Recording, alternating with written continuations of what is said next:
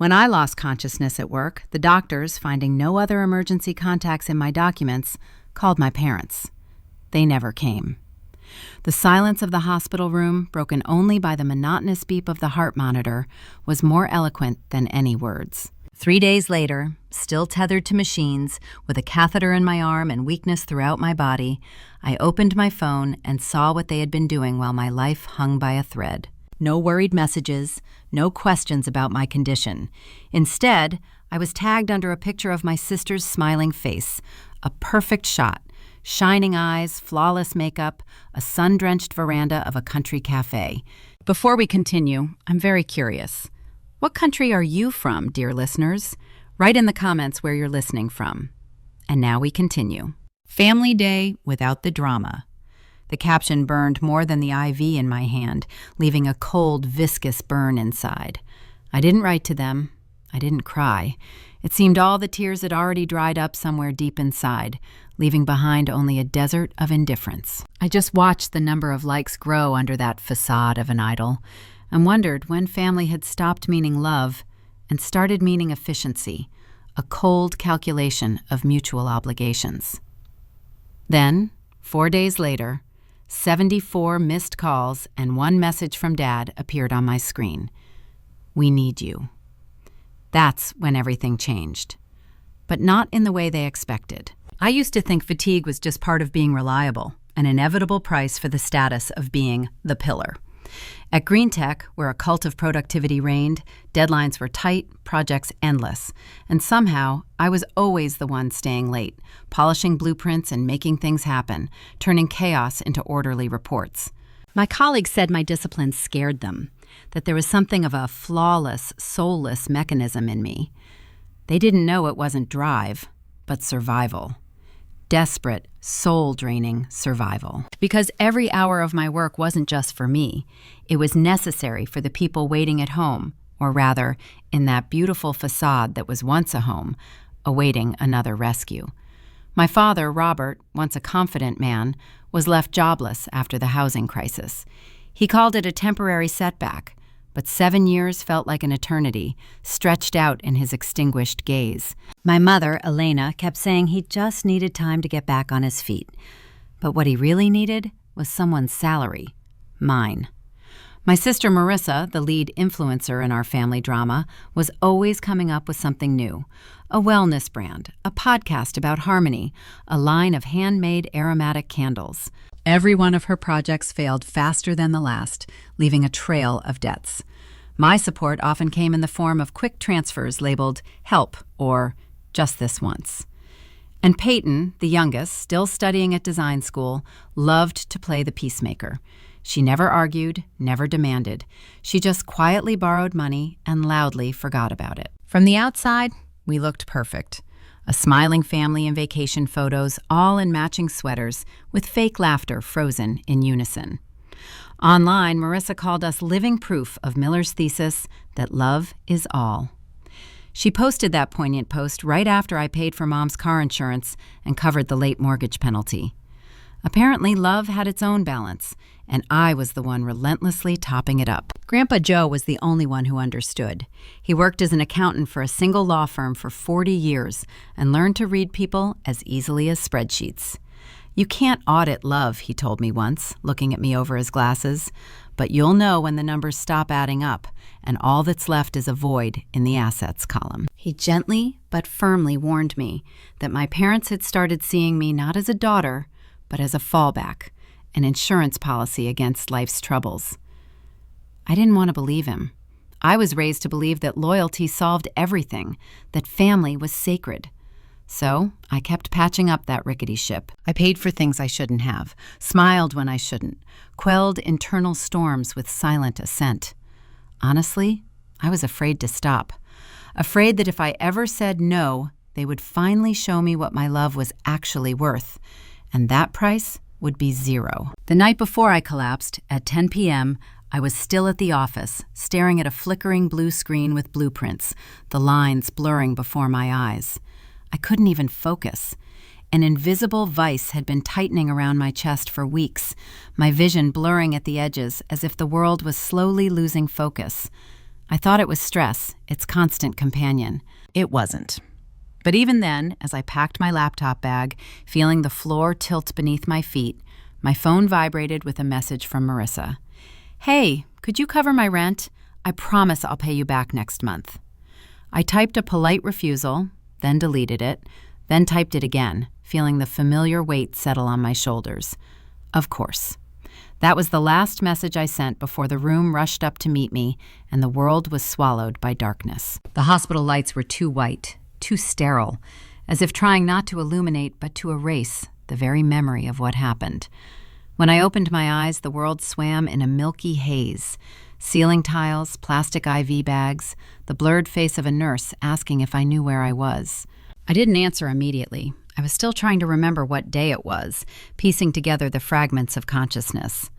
My phone was dead, a useless black rectangle. The crushing pain in my chest was now a dull, constant companion. The monitor beside me beeped softly, keeping time with something fragile and broken inside me, as if counting down to some unknown finale. When the doctor finally explained what had happened, his voice was calm but detached, like a rehearsed lecture. "A cardiac event. You're lucky your colleague reacted quickly." Lucky. The word stung, sharper than any needle. Because luck shouldn't be what saves your life in your early 30s. Love should have done that. The very one that adorned their perfect pictures. They said they'd called my emergency contacts, my parents, but no one answered. "We left several messages," a nurse added cautiously, as if afraid the truth might hurt more than the IV in my hand, might tear something irreparable. Hours passed.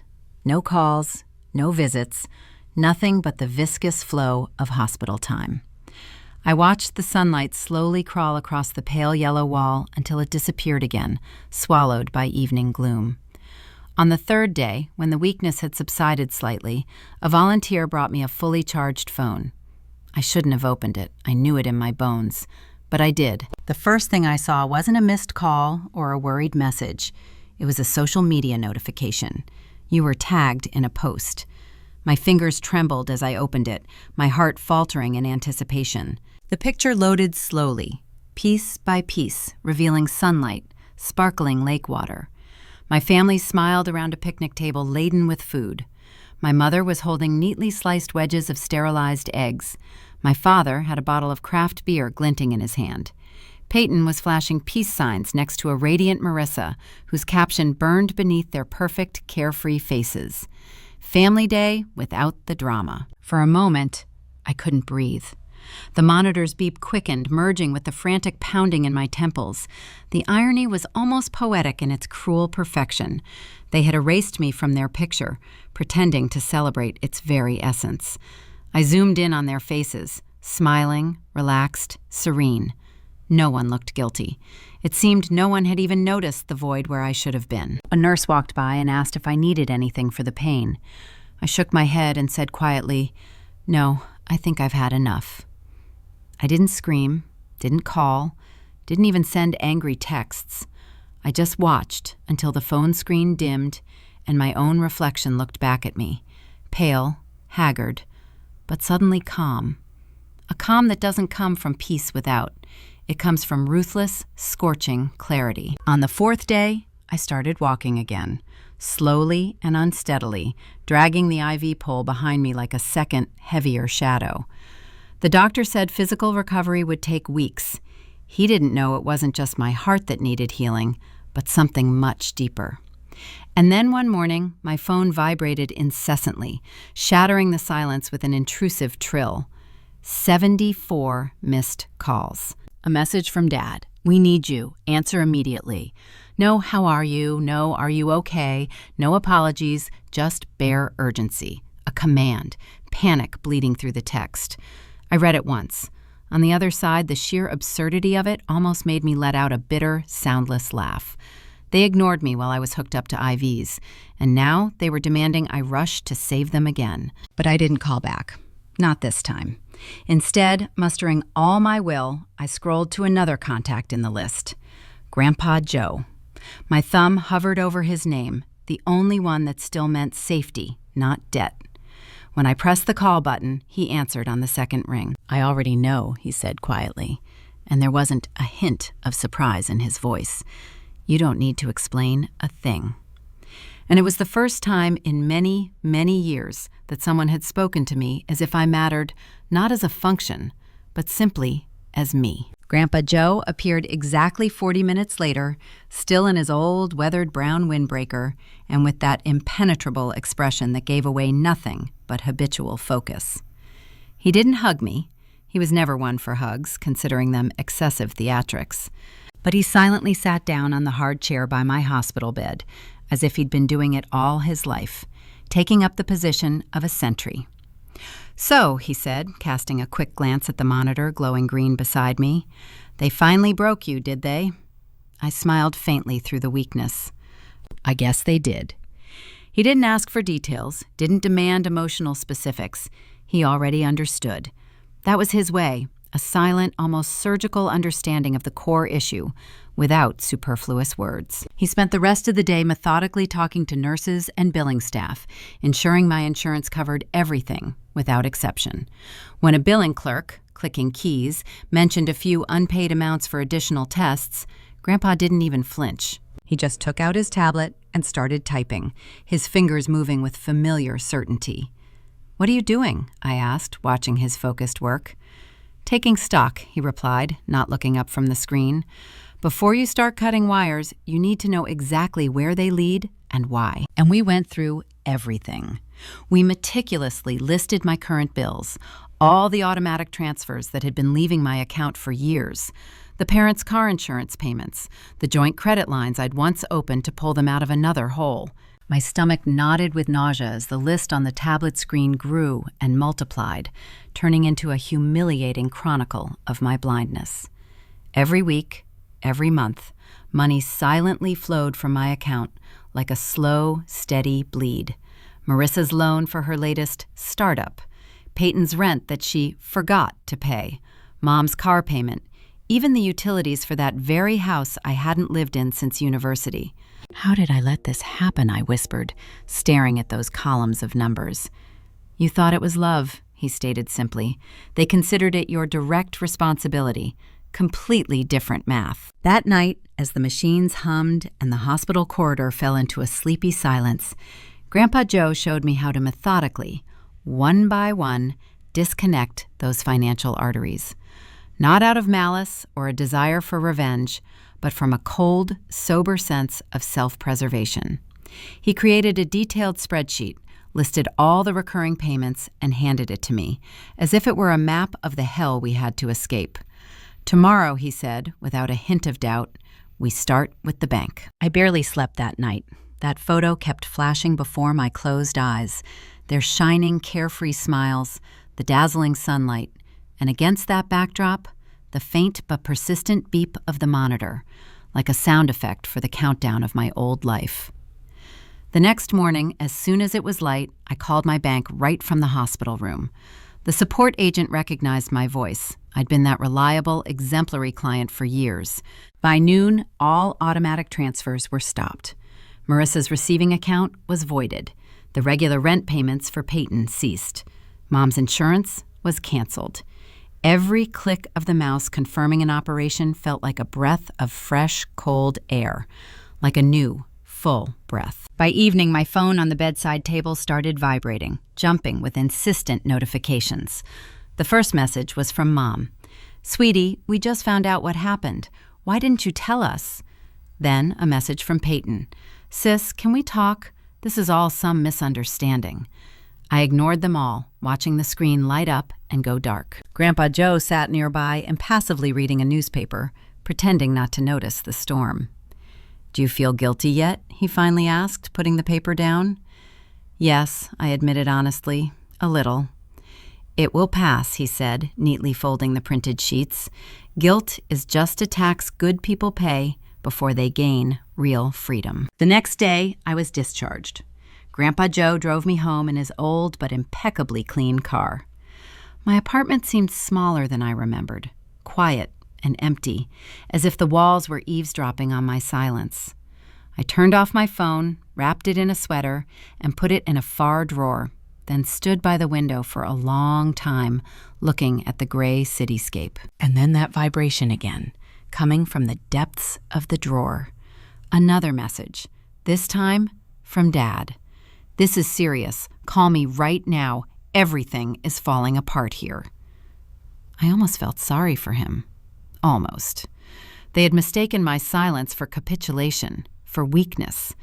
They didn't know that this silence was the sound I was emitting now, the sound of control returning to me. 2 days later, I was back at Grandpa Joe's in Portland, in his small one-story house where the air smelled sweetly of freshly ground coffee and good, solid wood. He had turned his dining table into a command post, meticulously laying out files like a general preparing for a protracted war of attrition, where the stakes weren't territory, but a soul. The rays of the afternoon sun, filtering through the lace curtains, softly fell on stacks of papers. Payment histories, account statements, insurance letters, my financial fingerprints captured over years of outwardly calm existence. "Every story leaves a paper trail," he said, adjusting his glasses. "Yours, conveniently, is in dollars and cents." He wasn't wrong. When we finished our meticulous audit, the picture emerged in all its unflattering clarity. I wasn't just helping them through tough times. I was funding a carefully constructed illusion of their stability, the cornerstone they preferred not to notice. Without my income, everything they had so diligently built, the flawless image, the comfort, the appearance of control, was bound to collapse. And it was already beginning. The calls intensified, their rhythm becoming twice as insistent and anxious. My voicemail filled to the brim with saccharine but fake messages from my mother. "Ava, sweetie, we didn't know you were in the hospital." Her voice sounded, sweet on the surface but sharp inside, like a blade wrapped in velvet. "Why didn't you tell us sooner?" Then the tone changed, grew quieter, almost a whisper. "Your father is worried about the mortgage again." Worried, but not sorry, not apologizing. Then came Marissa's turn. My phone was flooded with screenshots of her empty bank account, crying emojis, and a single text full of desperation and reproach. "If you don't fix this right now, I'm going to lose everything." I stared at those words for a long time before replying, with just one word. "Okay." Peyton's attempt followed, the most sophisticated one. "I'm not like them," she wrote, trying to find a crack in my defenses. "Please don't punish me for their mistakes." I almost let out a bitter, soundless laugh. She had used the exact same phrase last year when I co-signed her lease agreement. Grandpa Joe silently watched me, the corner of his mouth twitching slightly, as if he were watching this movie for the umpteenth time and knew every scene by heart. "They're not calling because they care," he stated, setting aside a folder. "They're calling because their own choices have backed them into a corner." And he was right again. The next morning, his car, like a shadow from the past, pulled up near my house. Robert Miller, my father, sat behind the wheel, motionless and silent, staring at my window. He didn't text, he didn't call, he just waited, like a stern debt collector awaiting acknowledgement of the debt and surrender. I didn't give in. That same day, towards evening, a new message arrived, this time from my mother. "Are you really going to destroy everything we've worked so hard to build? I hope you realize the irreparable damage you're causing right now. Everything we built." I read it twice aloud, just to fully grasp the surreal absurdity. I showed the phone to Grandpa Joe. He just nodded silently, his gaze more eloquent than any words. "That one sentence says more than she ever meant to say," he finally said. And then the video appeared. Marissa uploaded it that same night, a slow, emotional tour of our childhood home, now empty and up for sale. The camera captured bare walls, dusty corners, and haphazardly scattered boxes, while her voice artfully trembled, narrating the injustice. "They believed everything she said," she whispered into the lens, and guess who let them? At the end of the clip, an old photo flashed. Me, smiling, taken years ago at one of our family Christmas dinners. The caption under the post burned, "Sometimes blood doesn't mean family." The comments exploded with waves of sympathy, pity, and immediate condemnation aimed at me. Local influencers reposted it. My inbox filled with angry messages from strangers calling me callous and ungrateful. Grandpa Joe silently watched this virtual lynching, his face stony. Then he slowly stood up, took his phone from his jacket's inner pocket, and without a word, made 3 short, businesslike calls. Within the next 48 hours, we had all the necessary documents in hand: mortgage agreements, evidence of loan defaults, notices of late payment penalties. The impartial lines of the reports laid it all bare. They had taken out a second mortgage on the house to pay off Marissa's endless credit cards and fund another of Peyton's business ventures, that small candle-making studio that never opened. I didn't even have to publicly expose them or justify myself. The cold, relentless math did it for me. Nevertheless, I filed an official fraud report, and that step became my point of no return. Grandpa Joe and his lawyer, Mr. Klein, a man with drill bit eyes and an impeccable reputation, helped prepare a whole package of documents: a cease and desist order, a strict no-contact injunction, a prohibition against impersonating me or making any financial claims against me. We sent it by registered mail with return receipt requested, 1 copy to each of them, like distributing black marks signaling the end of the era of my boundless compliance. For the first time in many years, feeling a strange, precarious safety, I slept through the night, deeply, dreamlessly, without nightmares or sudden awakenings. The next morning, I woke to my personal phone on the nightstand vibrating incessantly, jumping with persistent calls. Through the peephole of the video intercom, I saw Peyton's face distorted with anger on my screen, arguing fiercely with the building security guard who had approached. She wasn't on the approved visitors list, of course, and I watched her pace the sidewalk, phone pressed to her ear, probably sharing her rage with Marissa. I didn't go out. I didn't approach the door. I just watched the performance unfold on the other side of the electronic eye, feeling an unfamiliar sensation growing inside me. Not guilt, but a cold, indifferent calm. Later, Grandpa Joe appeared again, holding a thick manila envelope that exuded an official chill. "They've done something truly stupid," he said, handing it to me. Inside were printouts of emails exchanged between my parents and a small but aggressive law firm. I skimmed the text once, then read it again, not believing my eyes. They were actively exploring the possibility of obtaining legal guardianship over me, presenting me as mentally incompetent. Emergency petition for temporary guardianship of an incapacitated adult.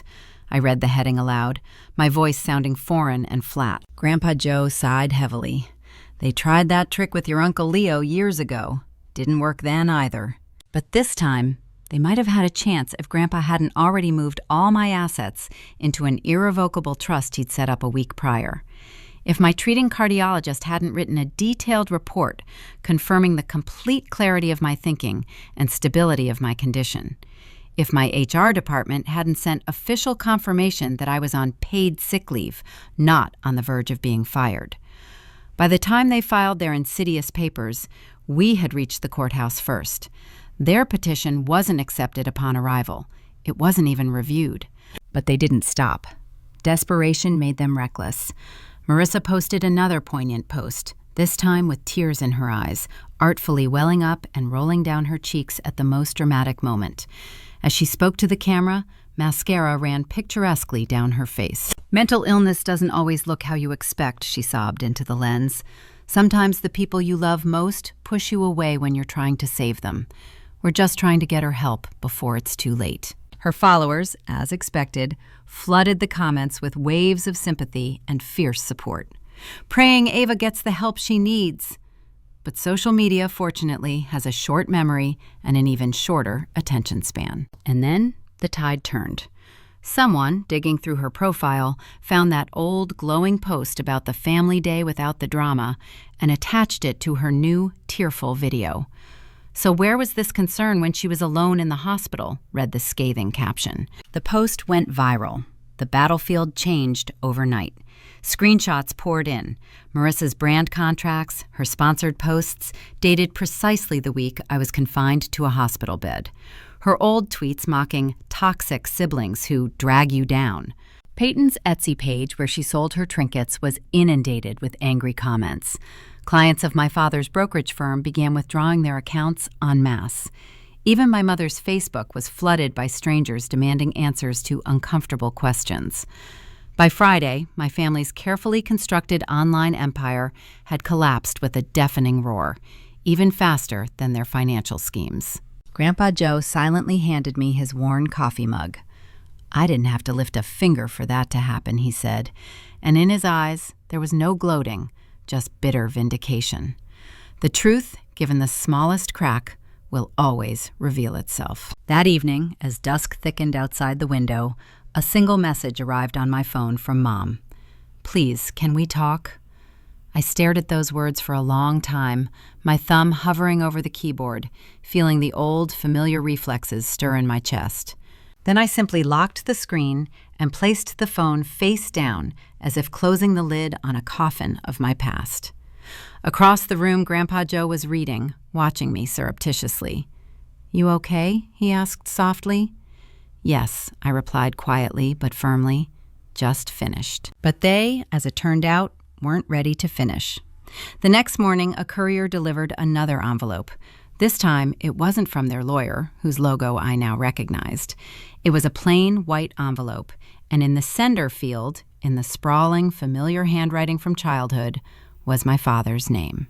The handwritten will, scrawled on a sheet of ordinary office paper and delivered by courier, was the final chord in this discordant symphony. He had rewritten it a week after the court finally denied the guardianship petition, and the trembling, uneven script testified not so much to age as to barely contained rage. "In the event of my death, all my estate passes to the remaining family, who maintains unity and loyalty to blood ties," the heavily inked lines declared. "Ava Miller is disinherited until she comes in repentance and reconciles with us." I couldn't contain a bitter, almost hysterical laugh that escaped. It was the same painfully recognizable manipulation, only this time wrapped in the mortal shell of official ink and mock legitimacy. I handed this absurd document to Grandpa Joe, who studied it silently for several minutes, his face impassive. "They still think I want something from them, that I'm playing some game of theirs," I whispered, feeling weariness wash over me anew. He gave a faint, almost imperceptible smile, and a decade-honed understanding flickered in his eyes. "They're not used to anyone leaving without taking a payout, without trading their freedom for their dubious dividends," he said, slowly handing the sheet back to me. "It's the only currency they know." That same evening, as twilight gathered outside, tinting the sky leaden, I wrote my final reply. Not via SMS, not in an online messenger, but dictated it to my lawyer, Mr. Klein, to be formalized into an official, legally impeccable document. It was short, precise, and final, like the cut of a surgical scalpel. I, Ava Miller, voluntarily and irrevocably renounce all rights to any inheritance, present or future, from Robert and Elena Miller, and urgently request permanent and complete cessation of contact. I signed it with my sprawling, confident signature, sealed it in an envelope, and handed it to Grandpa Joe. His dry, warm fingers accepted the weight of my decision. "File it on Monday," I said, and my voice sounded unusually even. "Let this be the last thing they hear from me." He nodded silently, and in his gaze I saw not pity, but the deepest respect. "What will you do now?" he asked, looking at me over his glasses. I turned to the window, where the rain that had been pouring all day was finally easing into a fine, almost weightless drizzle. "I think I'll just rest," I said quietly, peering into the blurred outlines of the world. "Maybe somewhere quieter." And for the first time in many, many years, those words were not an expression of despair, but a statement of fact, a simple and clear plan. 2 weeks later, the rains had completely ceased, giving way to a crystal-clear, piercing air. Grandpa Joe and I packed the few things I truly needed: one modest suitcase, my work laptop, and a few yellowed photographs that still felt like mine, capturing moments untainted by subsequent calculations, and silently drove east towards Colorado, where the jagged ridges of the Rocky Mountains pierced the azure sky. He said he wanted to see the mountains again before winter fully cloaked their peaks in white, and I didn't argue. just watched the highway blur outside the window, mile after mile, as the world finally quieted, receded, calmed. The small house we rented stood right at the foot of a ridge edged with a dark band of ancient pines. And in the mornings, I woke not to the vibration of a phone, but to the chirping of birds outside the walls.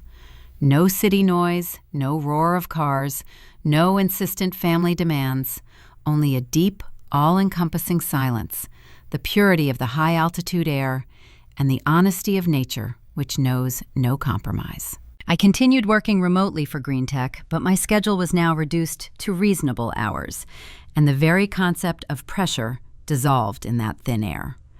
My days began with a cup of strong black coffee on the wooden porch and ended with the lulling sound of the wind scraping a pine branch against the roof. Sometimes messages still came to my phone, a cousin asking what really happened, or a stranger claiming to have read all the posts online and ready to offer support. I didn't respond. I no longer needed to convince anyone, prove anything to anyone, or let them believe the version of the truth that suited them. My truth no longer needed witnesses or approval. It breathed fully in this mountain silence. Grandpa Joe sat by the large window in the living room with a newspaper, pretending to be fully immersed in reading. But I knew.